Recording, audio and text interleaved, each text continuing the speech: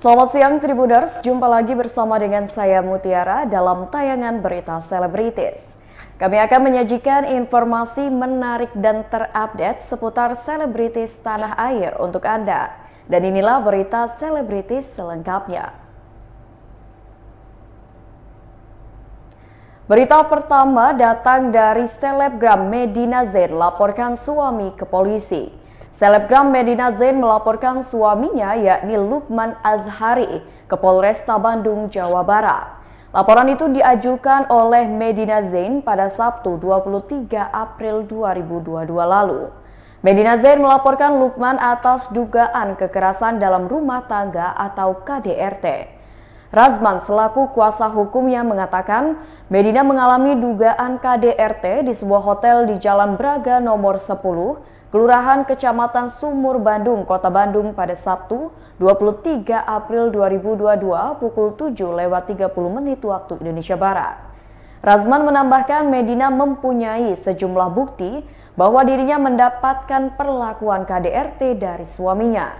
Razman mengatakan Medina akhirnya memilih lapor polisi karena tak tahan dengan perlakuan suaminya. Razman mengakui ia sudah tahu sejak 2 bulan yang lalu bahwa Medina mendapati perlakuan KDRT. Razman mengatakan pemicu Medina dan suaminya bertengkar karena diduga ada perempuan lain di dalam rumah tangga mereka. Diberitakan sebelumnya Medina Zain pernah mengungkap perlakuan suaminya itu di Instagram story-nya. Namun kini unggahan tersebut sudah tidak ada. Sementara itu Lukman Azhari hingga saat ini belum memberikan klarifikasi soal laporan maupun tuduhan istrinya. Berikut wawancara dengan Medina Zain dan kuasa hukumnya. Serta merta saya telepon Lukman saya tanya, Lukman kamu di mana? Lukman bilang, bang saya sedang di rumah. Di rumah mana? Di rumah yang biasa saya mendengar Medina. Saya tanya, Medina di mana? Saya tidak tahu. Saya bilang, Lukman, Medina saya dapat info sedang berada di Polrestabes. Saya ada postingan, ini ada apa? Lukman mengatakan, bang biasalah bang, ada keributan dalam rumah tangga. Saya bilang, apakah tidak bisa lagi diperbaiki? Seperti apa? Tolong cerita ke saya. Bang, sudahlah bang. Pada waktunya juga nanti akan selesai. Saya nggak mungkin cerita yang spesifik. Tapi intinya, dalam lubuk hati yang paling dalam, kecewa besar saya. Kenapa sih? Kok di saat-saat Medina dalam situasi bisnisnya yang sedang goyang, begitu banyak situasi yang menekan mental Medina. Kenapa sih kita sebagai seorang suami, maaf ya, ini adik saya Lukman, kamu jangan marah sama saya. Harusnya kita menjadi orang penguat bagi istri. Persoalan benar atau tidak, itu urusan kita dengan istri. Tentu ada masalah. Ada dasar kenapa Medina memposting urusan kekerasan lah, urusan ada perempuan atau pihak ketiga lah. Dan saya sebagai laki-laki yang bisa membujuk karena mereka ini masih duduk satu rumah.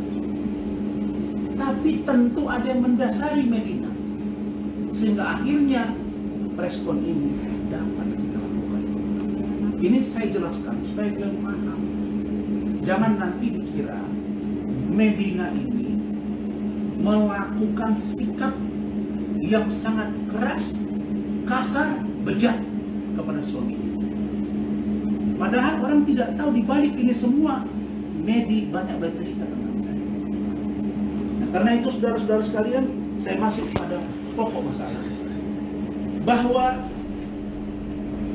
adapun dilakukannya preskon ini dan laporan polisi yang dilakukan Medina Zain atau Medina Susani di Polrestabes Bandung itu setelah 2 kali Medina memaafkan kelakuan, tindakan, perilaku dan atau sikap yang kurang elok, kurang tepat, kurang pantas dilakukan seorang suami kepada istri. Begitu ya, Bu? Saya konfirmasi. Berita selanjutnya datang dari aktor senior Diding Boneng, ceritakan syuting film KKN Desa Penari yang menegangkan. Aktor lawas Diding Boneng kembali membintangi film layar lebar yang berjudul KKN Desa Penari. Di film tersebut Diding Boneng memerankan karakter sebagai Mbah Buyut, seorang paranormal. Menceritakan proses syuting yang penuh dengan nuansa menegangkan. Sesuai dengan genre film tersebut, kru dan pemain juga merasakan aura mistis yang kental selama proses syuting berlangsung di Yogyakarta. Menurut Diding Boneng, ada beberapa pemain yang mulai diganggu dengan makhluk astral di sana. Salah satunya adalah Tisa Biani. Namun tak hanya Tisa Biani yang merasakan kekuatan makhluk astral. Pada saat proses syuting berlangsung, banyak masyarakat yang antusias dengan aktivitas tersebut. Hingga tidak sedikit masyarakat sekitar turut menonton proses syuting film bergenre horor tersebut. Nah, salah satu penonton pun sempat mengalami insiden yang cukup menegangkan di lokasi syuting. Berikut wawancara dengan Boneng.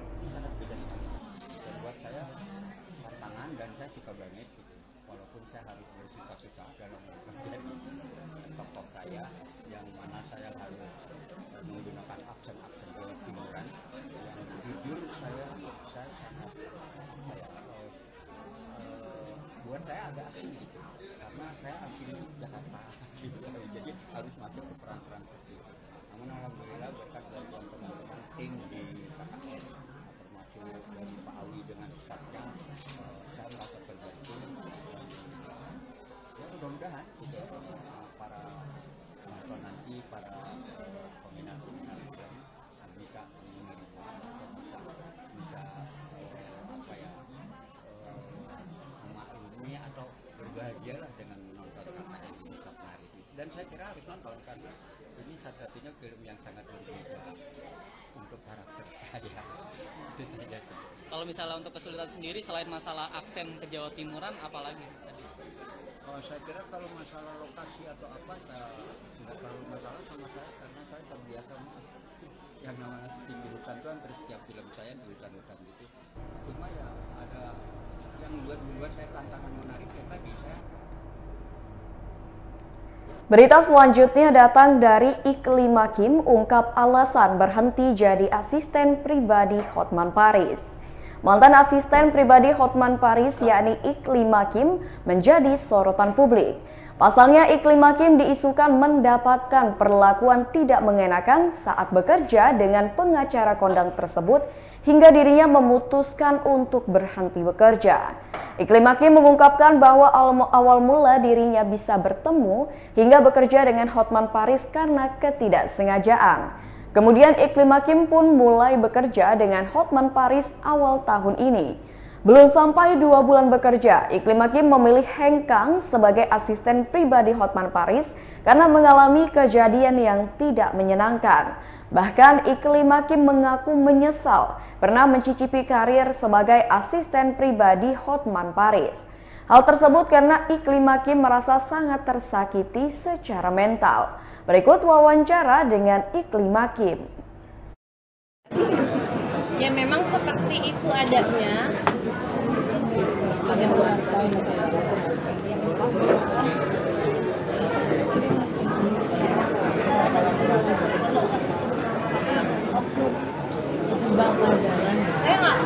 nggak bisa sebutin. Belum, waktunya belum tepat. Karena begitu perasaan traumanya Pak. Iya. Maaf ya. Berarti Karena ini bersangkutan sama mineral ya. Lebaran dari lebaran kita bikin program-program Bersangkutan sama mineral, jadi saat ini belum saatnya.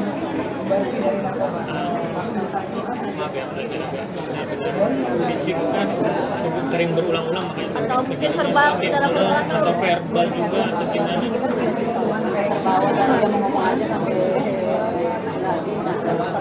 No comment ya untuk itu, no komen dulu saat ini belum saya rasa. Apakah sangat traumatik dengan kejadian ini sampai nggak bisa ngomong gitu? Yang bisa dilihat oleh kalian sendiri ya. Untuk ngomong, kalian bayangkan.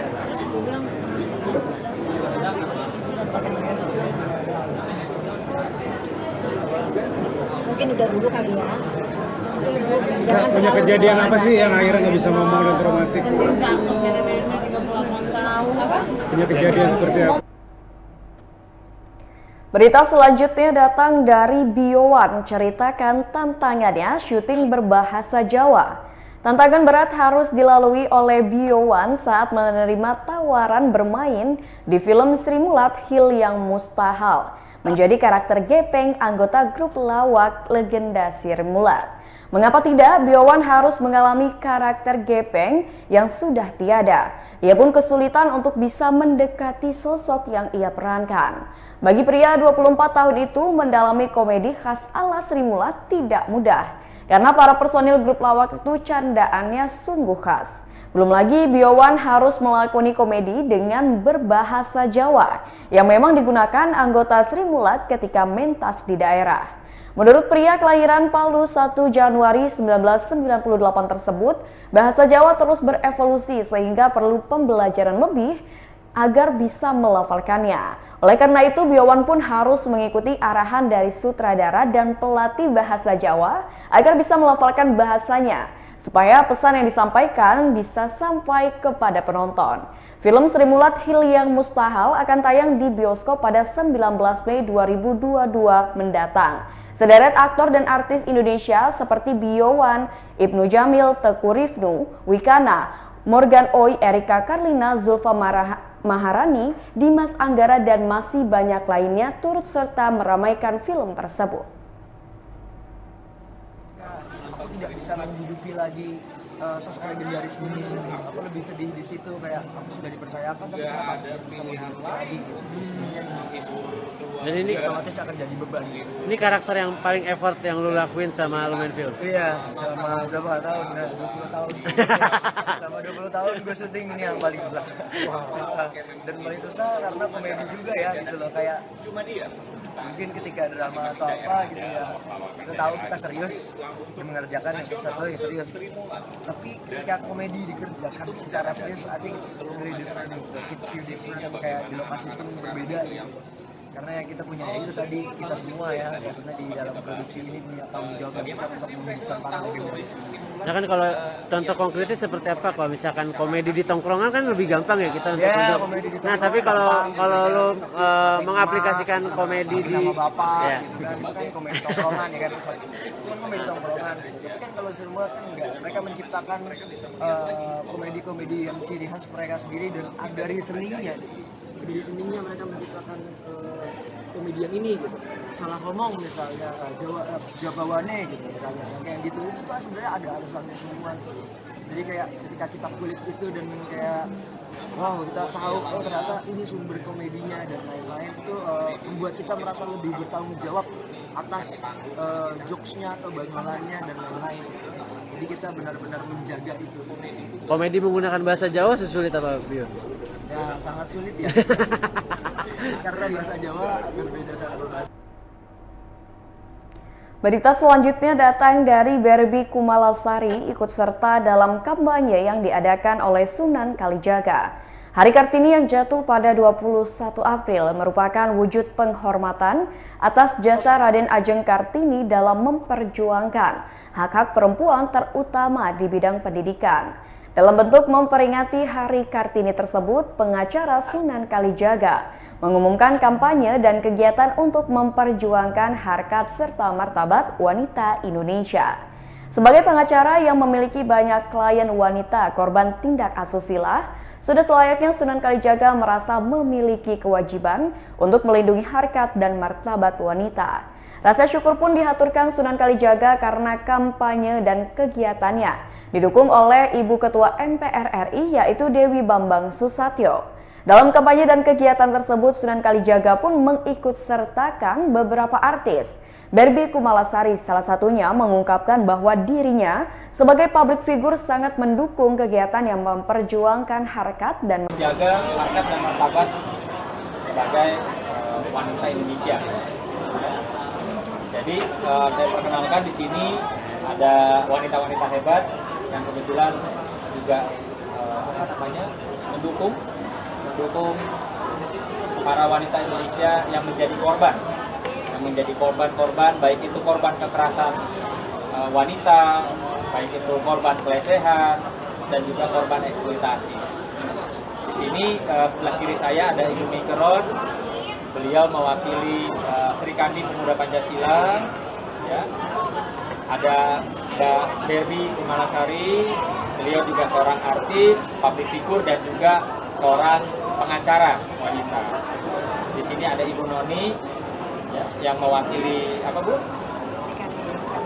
Nah, Sri Kandi juga. Dan di sini ada kawan kita Kim. Astri atau apa? Ya, pokoknya wanita-wanita inilah yang semangat berjuangkan. Di sini ada artis top ibu kota Mbak Tessa Kaunang, ya, ada Ketua Umum Perempuan Merah Putih Mbak Astrid, ada artis juga teman kita Mbak Ocha, dan di sini juga ada perwakilan dari sahabat polisi, ya, dan teman-teman Perempuan Merah Putih dan teman-teman dari BPKB Banten, ya. Hari Kartini kita suarakan stop kekerasan terhadap wanita, stop pelecehan terhadap wanita, dan stop eksploitasi wanita terhadap sesuatu yang berbau sosial. Pesan moral dari Ibu Bambang sendiri apa? Kemarin disampaikan bahwa ya sudah miris ya, melihat banyak beredar di sosial. Baiklah Tribuners, itulah berita selebritis bersama dengan saya Mutiara. Selamat siang dan sampai jumpa.